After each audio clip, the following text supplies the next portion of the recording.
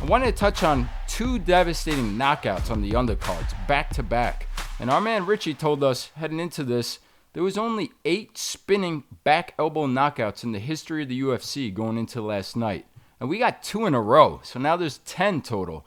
And that was Carlos Prates in round 1 over Geoff Neal, and then Lerone Murphy against Pico, also round 1. Just want to give you a chance, bud, to touch on those devastating back-to-back spinning back elbow knockout. No, Bud, you know what I appreciate? Look, you see, they both got hit in a terrible spot on the temple, and it took them out with an elbow, not even a fist. An elbow, worse, bone. But, so you saw how devastating they were. But what you almost lose appreciation for, because you see the end result, how brutal it is, how devastating, how sudden, right?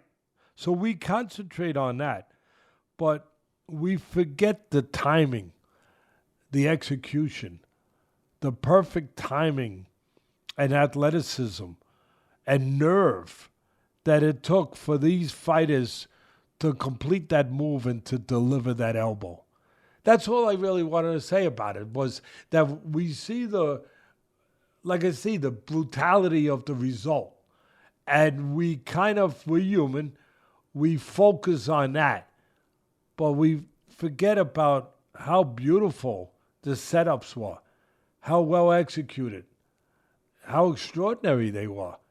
Under those conditions, in a cage, with a dangerous guy in front of you, to turn your back and believe in yourself, that you could do a spin and come out and land it right in the right spot in that kind of situation, you have to be impressed by that.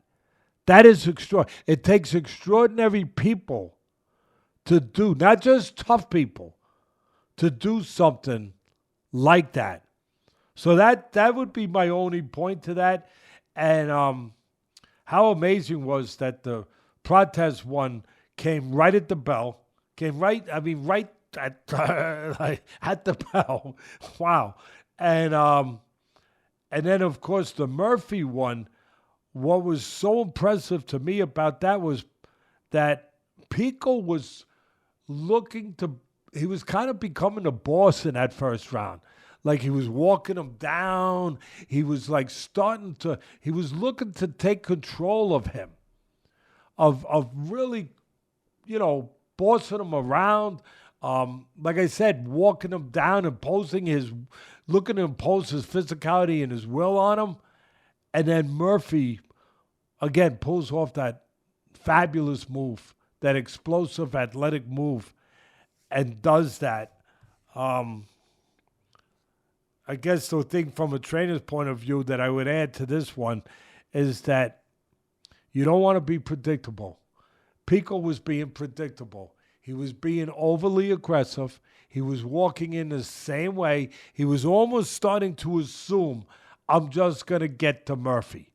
I'm going to get to him. And he forgot about what we should never forget in life, that there's another side. There's something else that could happen that you should never start to take for granted. I'm just going to walk in and get the guy. And that's kind of what he did. He was just walking in, got reckless, forgot that there could be something to worry about. And that something to worry about was there in the form of an elbow right here on the temple. Don't get hit on the temple. Don't get hit on the temple with elbows.